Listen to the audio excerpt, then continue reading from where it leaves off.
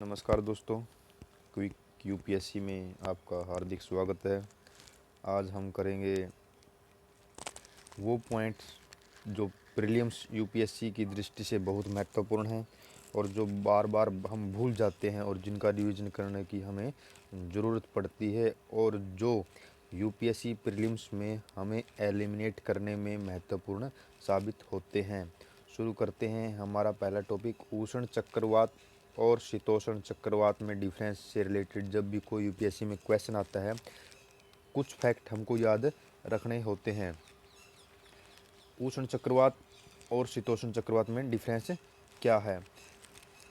पहला पॉइंट है, उष्ण चक्रवात भूमध्य रेखा के पास 5 डिग्री से 30 डिग्री अक्षांश के बीच में पैदा होता है, मतलब उत्पन्न होता है। मतलब जो भूमध्य रेखा के पास 5 डिग्री से 30 डिग्री उत्तरी अक्षांश और 5 डिग्री से 30 डिग्री दक्षिण अक्षांश के बीच में इसकी उत्पत्ति होती है।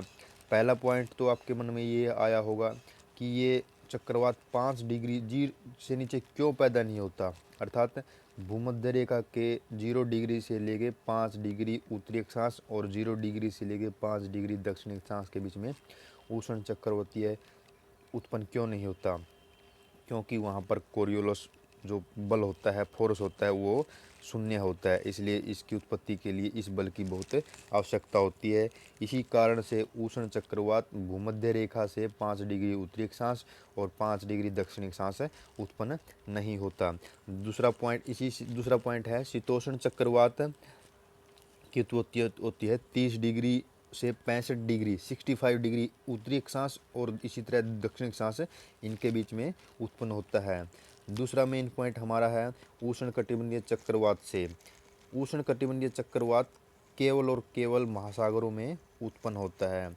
अगर ये ऑप्शन हमारे क्वेश्चन पेपर में आ जाता है कि उष्ण चक्रवात की उत्पत्ति केवल महासागरों में उत्पन्न होती है, तो हम क्या करते हैं, केवल शब्द को देखकर उसको एलिमिनेट कर देते हैं, जो कि बिल्कुल गलत है। ये फैक्ट ऐसे हैं जिनको हमें रटना होता है। उष्ण चक्रवात की उत्पत्ति केवल महासागरों में होती है और इसके विपरीत जो शीतोष्ण चक्रवात है, इसकी उत्पत्ति महासागर और महाद्वीप दोनों में होती है। वेरी इंपॉर्टेंट पॉइंट है, इसको याद रखें, रिवीजन करें। और तीसरा पॉइंट यानी नेक्स्ट पॉइंट हमारा क्या है, उष्ण कटिबंधीय चक्रवात केवल ग्रीष्म ऋतु में उत्पन्न होता है। इसको हम ध्यान रख सकते हैं। उष्ण का मतलब गर्म और ग्रीष्म का मतलब गर्म। लेकिन शीतोष्ण कटिबंधीय चक्रवात मुख्यतः वैसे तो शीत ऋतु में अधिक होता है, जिसकी तीव्रता अधिक होती है, लेकिन इसमें यह जरूरी नहीं है कि यह केवल शीत ऋतु में ही उत्पन्न हो, क्योंकि इसकी उत्पत्ति साल भर होती रहती है। नेक्स्ट पॉइंट, उष्ण कटिबंधीय चक्रवात, इसका आकार अपेक्षाकृत छोटा होता है, जिसका व्यास 150 से 800 किलोमीटर होता है। और शीतोष्ण कटिबंधीय चक्रवात अपेक्षाकृत जो उष्ण कटिबंधीय चक्रवात से बड़ा होता है और इसका व्यास 300 से 1600 किलोमीटर होता है। नेक्स्ट पॉइंट, जो उष्ण कटिबंधीय चक्रवात में तीव्रता बहुत ज़्यादा होती है। तीव्रता का अर्थ होता है उसका इम्पैक्ट क्या होता है बिल्डिंग के ऊपर, मौसम के ऊपर या अन्य जो भी प्रभाव किसी भी क्षेत्र में, वो बहुत ज़्यादा तीव्र होती है। और इसकी वायु गति कितनी होती है, 100 किलोमीटर प्रति घंटा।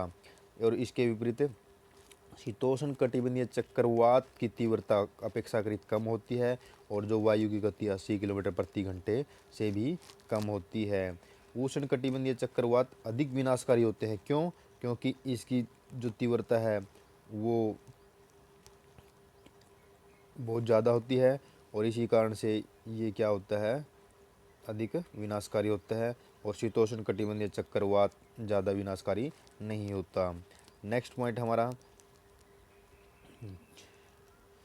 जो उष्ण कटिबंधीय चक्रवात है वो पूर्व से पश्चिम की ओर गति करते हैं। ये भी इम्पोर्टेंट पॉइंट है, क्योंकि दिशा हमेशा पूछ लेता है कि उष्ण कटिबंधीय चक्रवात पश्चिम से पूर्व की ओर गति करता है या पूर्व से पश्चिम की ओर गति करता है।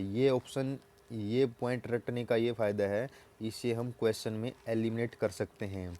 और जो शीतोष्ण कटिबंधीय चक्रवात है वो पश्चिम से पूर्व की ओर गति करता है।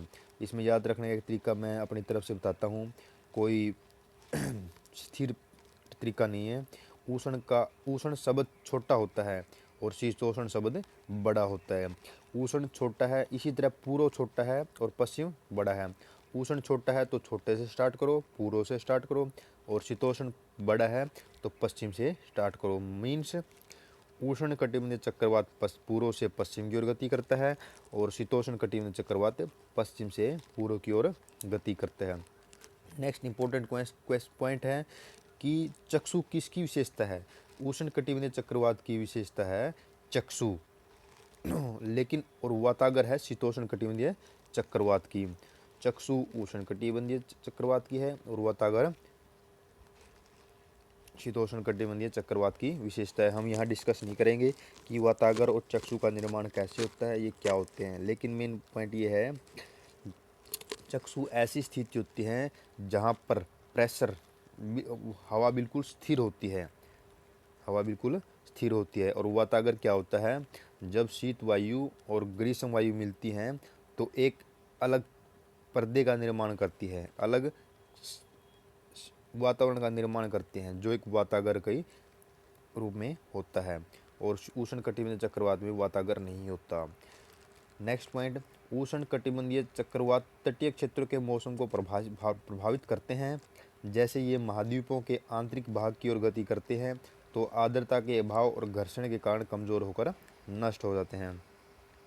और शीतोष्ण कटिबंधीय चक्रवात विशाल क्षेत्र के मौसम को प्रभावित करते हैं। नेक्स्ट पॉइंट क्या है, उष्ण कटिबंधीय का चक्रवात का जीवन काल अपेक्षाकृत कम होता है, 3 से 4 दिन। और इसके विपरीत जो शीतोष्ण कटिबंधीय चक्रवात है उसका जीवन काल अपेक्षाकृत मीन्स उष्ण कटिबंधीय चक्रवात से ज़्यादा होता है। धन्यवाद दोस्तों। ये फैक्ट्स यूपीएससी प्रीलिम्स के लिए बहुत इंपॉर्टेंट हैं, इनको याद रखना बहुत ज़रूरी है। वैसे तो ये क्वेश्चन ऐसे यूपीएससी मेंस में भी आ सकता है ज्योग्राफी में कि उष्ण कटिबंधीय चक्रवात और शीतोष्ण कटिबंधीय चक्रवात में डिफरेंस बताएं, लेकिन प्रीलिम्स की दृष्टि से याद रखना बहुत ज़रूरी है। धन्यवाद दोस्तों।